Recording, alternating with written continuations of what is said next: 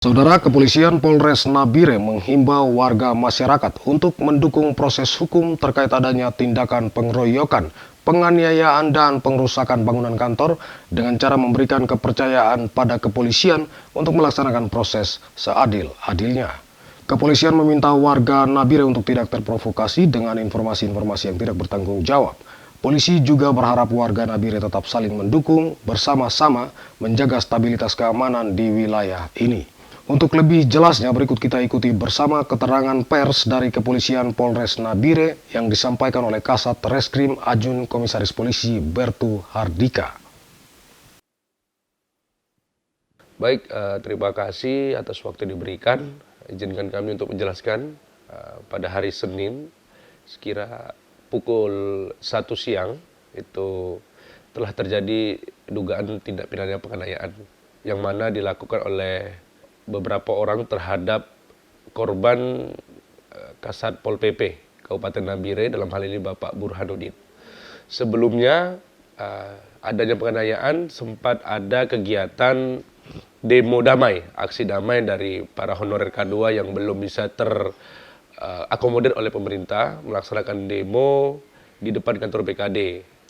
Dari pukul 11 semua berjalan dengan lancar, namun menyampaikan aspirasi dengan baik. Namun pada saat pukul 1, saat Pak Burhanuddin datang, karena sebagai Kasat Pol PP mengecek inventaris ataupun gedung-gedung yang ada di kantor pemerintah daerah Nabire, yang bersangkutan diserang oleh sekelompok masyarakat.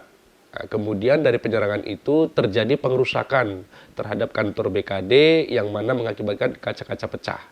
Dari dua peristiwa tersebut, kami dari Satreskrim Polres Nabire menerima 2 laporan polisi. Yang pertama terkait dengan penganiayaan secara bersama-sama terhadap orang. Kemudian yang kedua adalah pengerusakan secara bersama-sama terhadap barang. Dari 2 laporan polisi ini kami langsung bertindak cepat melakukan pemeriksaan terhadap saksi-saksi yang ada di lapangan, kemudian mengumpulkan alat bukti yang ada. Setelah itu kami melakukan gelar. Dari hasil gelar kami telah melakukan penangkapan terhadap 3 orang, 2 orang pada hari Selasa tanggal 5 September, kemudian tadi pada hari Rabu tanggal 6 September 1 orang dengan inisial AM, YY, dan MK.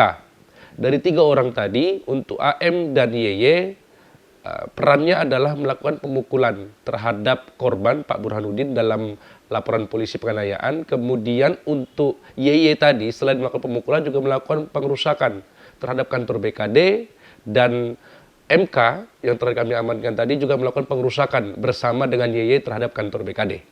Jadi terhadap 3 tersangka ini kami sudah meningkatkan statusnya menjadi tersangka, kemudian sudah dilakukan penahanan di rutan Polres Nabire. Kemudian juga bisa kami jelaskan bahwasanya yang kami lakukan ini adalah wujud sebagai respon pihak kepolisian terkait dengan laporan yang ada.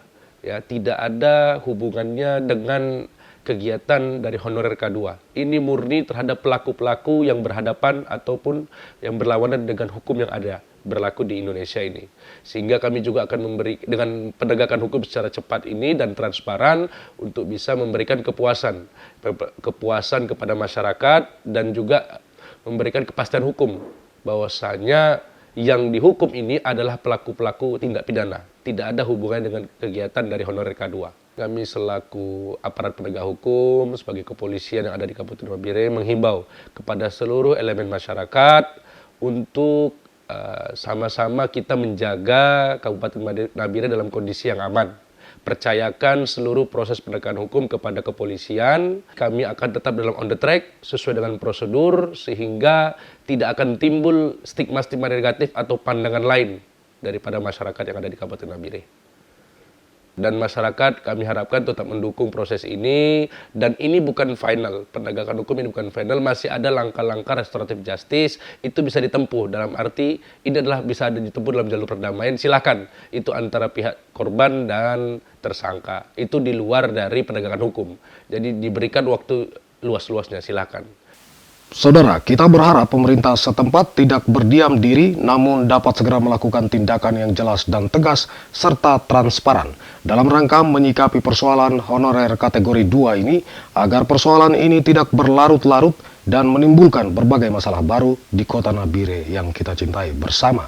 Sementara untuk seluruh warga Nabire, marilah tetap menjaga silaturahmi bersama-sama secara bertanggung jawab menciptakan suasana damai dan harmonis di Nabire, ibu kota provinsi Papua Tengah.